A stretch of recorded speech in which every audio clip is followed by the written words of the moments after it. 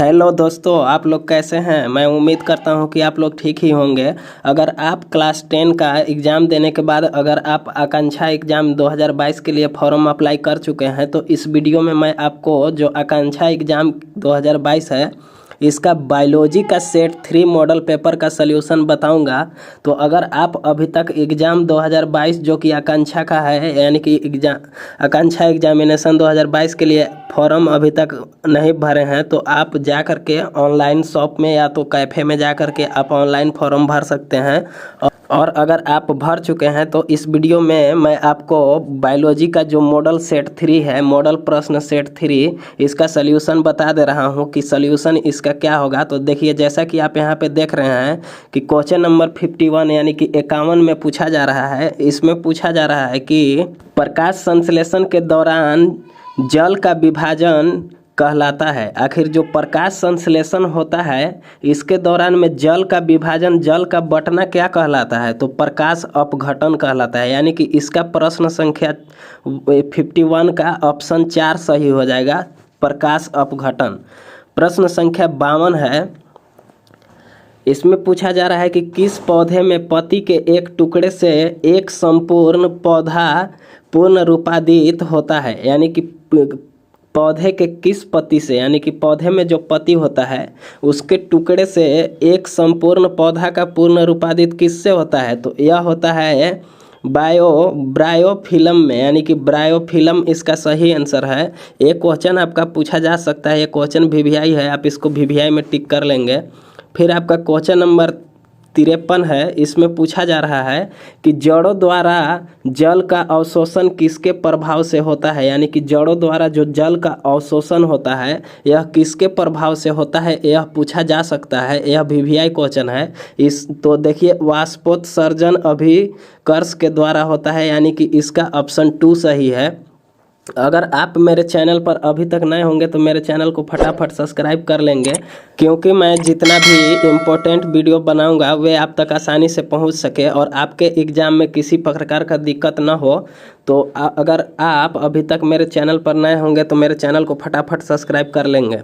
देखिए, फिर प्रश्न संख्या 54 में पूछा जा रहा है कि रक्तचाप किसके द्वारा नियंत्रित होता है। यानी कि रक्तचाप जो होता है यह किसके द्वारा नियंत्रित होता है, तो इसका आंसर हो जाएगा अधिवृक्क ग्रंथि। यानी कि अधिवृक्क ग्रंथि के द्वारा जो है कि रक्तचाप नियंत्रित होता है। आप इसमें ऑप्शन 1 को टिक कर लेंगे, अधिवृक्क ग्रंथि। फिर आपका क्वेश्चन नंबर 55 है। इसमें पूछा जा रहा है कि वृद्धि हार्मोन ... में उत्पन्न होता है। तो वृद्धि हार्मोन जो है पिट्यूटरी में उत्पन्न होता है। यानी कि ऑप्शन 4 इसका सही आंसर है। फिर आपका प्रश्न संख्या 56 है, जो कि इंपॉर्टेंट क्वेश्चन है वीवीआई में, आप इसको टिक कर लेंगे। प्रश्न संख्या 56 को दो तंत्रिका कोशिका के मध्य खाली स्थान को कहते हैं। तो दो तंत्रिका कोशिका के मध्य जो खाली स्थान होता है उसको कहते हैं साइनेप्स। यानी कि ऑप्शन 2 इसमें सही है। फिर आपका प्रश्न संख्या 57 है। इसमें पूछा जा रहा है कि निम्नलिखित में से किसके कारण अत्यधिक वायु प्रदूषण होता है। तो वायु प्रदूषण जो है कि ऑटोमोबाइल निष्कास तथा उद्योगों से रासायनिक, यानी कि उद्योगों से रासायनिक तथा ऑटोमोबाइल निष्कास से सबसे ज़्यादा वायु प्रदूषण होगा। इसमें इसका ऑप्शन 2 सही हो जाएगा। यह ऑप्शन के अनुसार जो है कि चूज करना पड़ेगा कि वायु प्रदूषण किससे ज़्यादा होगा। तो इसमें ऑप्शन 2 सही है। फिर प्रश्न संख्या 58 है। इसमें पूछा जा रहा है कि शकरकंद में कायिक प्रवर्धन ... द्वारा होता है। तो यह जड़ द्वारा होता है। यह वीवीआई क्वेश्चन है, इसको आप याद रखेंगे। और जितना भी वीवीआई क्वेश्चन मैं बताऊंगा उसको आप याद ही रखेंगे। आपको तो सभी क्वेश्चन याद रखना है, सभी क्वेश्चन को आप याद कर लेंगे, लेकिन वीवीआई क्वेश्चन को अक्सर याद कर लेंगे।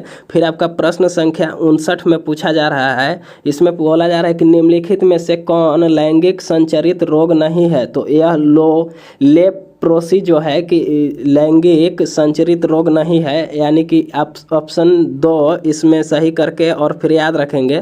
फिर प्रश्न संख्या 60 है। इसमें पूछा जा रहा है कि एक पुरुष बच्चा जन्म लेगा, यदि मान लीजिए कि एक पुरुष बच्चा जन्म कब लेगा, पुरुष बच्चा यानी कि लड़का का जन्म कब होगा, तो बच्चा की आनुवांशिक संरचना सेट XY क्रोमोजोम का हो, यानी कि बच्चा जब जन्म लेता है पुरुष जाति का तो उसका XY गुणसूत्र मिलना चाहिए, यानी कि क्रोमोजोम XY मिलना चाहिए, इसीलिए बच्चा का जन्म होता है। XX अगर मिल जाता है तो लड़की का जन्म हो जाता है, तो इसमें पुरुष जाति का बताना है इसलिए XY मिलना चाहिए, यानी कि इसमें ऑप्शन 3 सही हो जाएगा।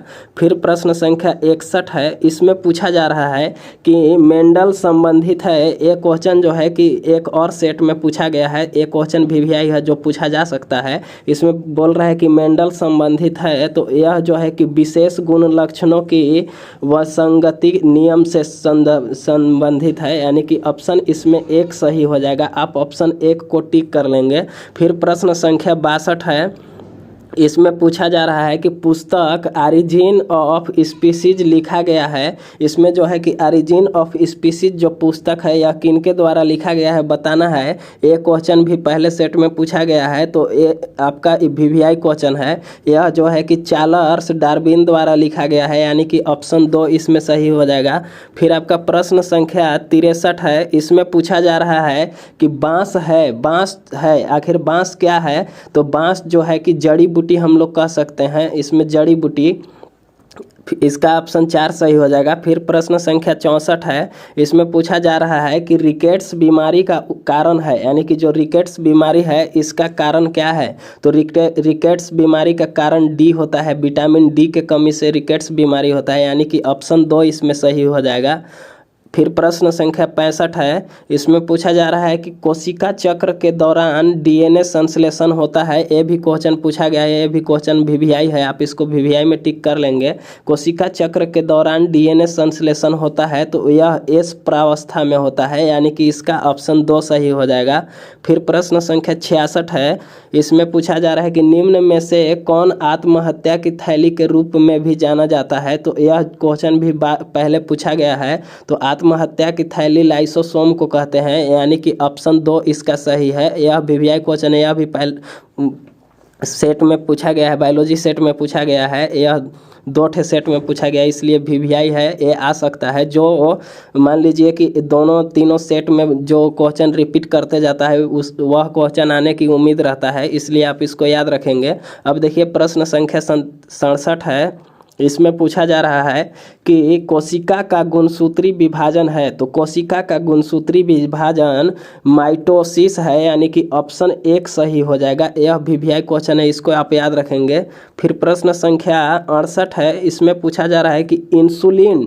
के द्वारा स्रावित होता है। यह भी पहले क्वेश्चन पूछा गया है, इसका ऑप्शन 3 सही हो जाएगा, यानी कि अग्न्याशय, ऑप्शन 3 इसमें सही कर लेंगे।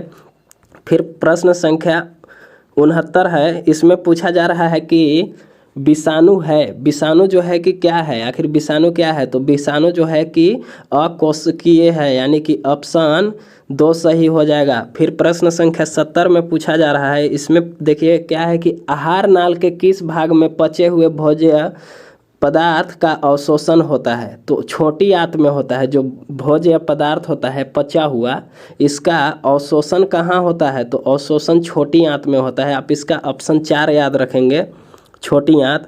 फिर प्रश्न संख्या 71 है, इसमें पूछा जा रहा है कि ऊर्जा का सबसे सुरक्षित स्रोत है, तो ऊर्जा का सबसे सुरक्षित स्रोत जो है कि नाभिकीय ऊर्जा है। यह क्वेश्चन भी रिपीट किया गया है, इसको आप VVI में याद रखेंगे। फिर आपका प्रश्न संख्या 72 है, इसमें पूछा जा रहा है कि परितंत्र में आते हैं, तो परितंत्र में हरे पौधे, जंतु, अपघटक तथा जैव परिवेश आते हैं। एक क्वेश्चन भी रिपीट किया हुआ है, इसका भी आप याद रखेंगे। और अगर आप मेरे चैनल पर अभी तक नए होंगे तो मेरे चैनल को फटाफट सब्सक्राइब कर लेंगे, ताकि जितना भी आकांक्षा एग्जाम के लिए मैं वीडियो बनाऊंगा वे आप तक आसानी से पहुंच सके। अगर आप इसका PDF लेना चाहते होंगे तो मेरे डिस्क्रिप्शन बॉक्स में दिए हुए लिंक पर जा करके मेरे टेलीग्राम ग्रुप को ज्वाइन कर लेंगे, उसमें आपको PDF दे दिया जाएगा।